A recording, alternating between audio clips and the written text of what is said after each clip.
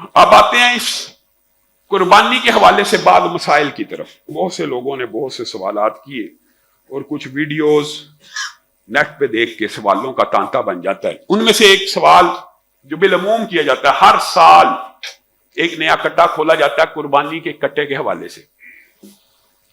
तो मेरे भाइयों, बुनियादी तौर के ऊपर जो लोग कट्टे या भैंस की कुर्बानी के कायल हैं, ये सवालात आपने उनसे पूछने। जो लोग कायल नहीं है उनके दलाइल क्या हैं? दो तरफा दलाइल आपके सामने रखना चाहता हूं।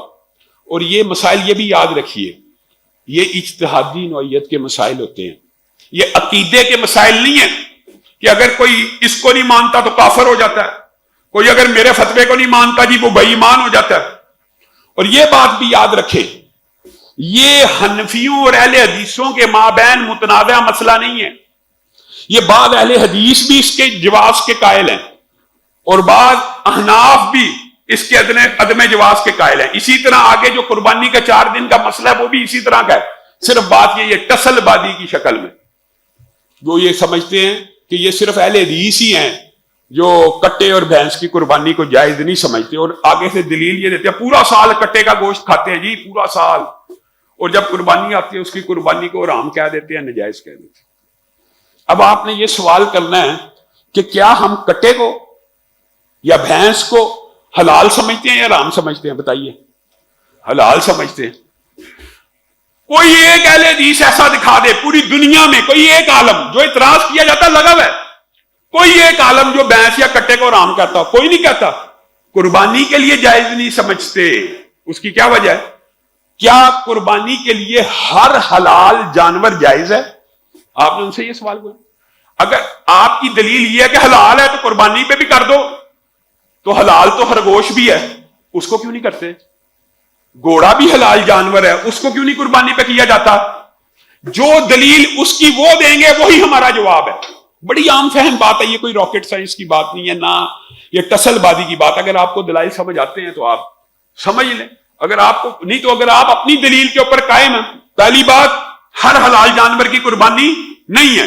अगर हर हलाल जानवर की कुर्बानी हो तो घोड़े की भी होनी चाहिए, खरगोश की भी होनी चाहिए, हिरन की भी होनी चाहिए, बारासिंगा की भी होनी चाहिए, चिंकारा की भी होनी चाहिए, और जितने भी इस तरह के जानवर हैं, नील गाय की भी होनी चाहिए।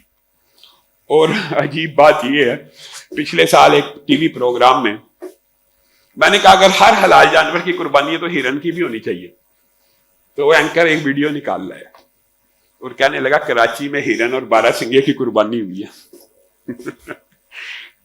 कराची में हिरन और बारासिंगे की कुर्बानी हुई है। समानियत अज़वाज कुरान पाक कहता है जिनकी कुर्बानी करनी है वो 8 जोड़े हैं। मिनल ज़ान इस्नईन व मिनल माद इस्नईन व मिनल इबिल इस्नईन व मिनल बकर इस्नईन। गाय का नर मादा, ऊंट का नर मादा, बकरी का नर मादा, भेड़ का नर मादा। फिर जब ये आयत पढ़ी जाती है भाई दुम्बा कहां से आया? भाई दुम्बा तो हदीस की रोशनी में कुर्बानी के लिए जायज हुआ, इस आयत की रोशनी में नहीं हुआ। हदीस ने एक चीज का इजाफा कर दिया। ये 8 जोड़े हैं कुर्बानी के लिए।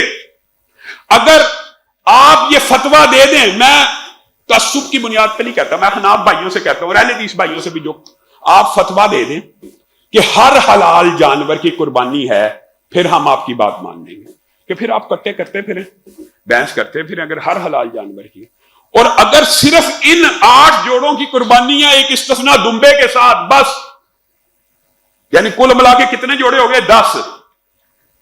8 ये नर मादा और एक दुम्बा दुम्बी, कुल मिला के 10। अगर इनके बाहर और इन्हीं के अंदर कुर्बानी और इनके बाहर नहीं है तो आप कट्टे की कुर्बानी क्यों करते हैं? फिर उसकी दलील वो ये देते हैं, हाँ बाद उलमा दलाइल को समझते हैं, आगे से वो ये जवाब देते हैं आप हमारा मुकदमा नहीं समझे। आपका मुकदमा क्या है?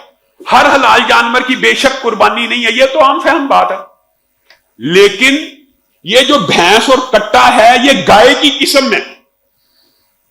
एक बात याद रखें, जो उलमा भैंस और कट्टे को गाय की नस्ल, गाय की किस्म, गाय की स्पीशी, गाय की फैमिली समझते हैं और इस बुनियाद पे इसकी कुर्बानी का फतवा देते हैं, तो ये फतवा जो है वो कुर्बानी करने वालों के लिए एक दलील बन सकता है, क्योंकि वो उसको गाय की किस्म समझते हैं। اب مسئلہ کیا رہ جاتا ہے, آیا یہ گائے کی قسم ہے بھی کہ نہیں؟ جو سمجھتے ہیں وہ تو فتویٰ ان کا تو درست ہو گیا کہ گائے کی قربانی کا ذکر قرآن پاک میں موجود ہے, تو بھینس اور کٹا بھی گائے کی نسل میں سے ہے, تو اس کی قربانی بھی جائز ہوگی. جائز ہوگی اگر واقعی بھینس اور کٹا گائے کی نسل میں اور جنس میں ہو تو پھر تو 100% جائے گا. لیکن حقیقت بات یہ ہے, زولوجسٹ سے پوچھ لیں, بیولوجسٹ سے پوچھ لیں, ماہر حیاتیات سے پوچھ لیں, عام چرواہوں سے پوچھ لیں. جو بفلو ہوتی ہے یہ افریقہ کا ایک جنگلی جانور ہے جس کو بہیمت الانعام پال پوس کے بنایا گیا, جیسے ہرن کو بنا لیا جاتا ہے, بارہ سنگے کو بنا لیا جاتا ہے, خرگوش کو بنا لیا جاتا ہے, کسی بھی جانور کو پالتو تو کیا جاتا ہے.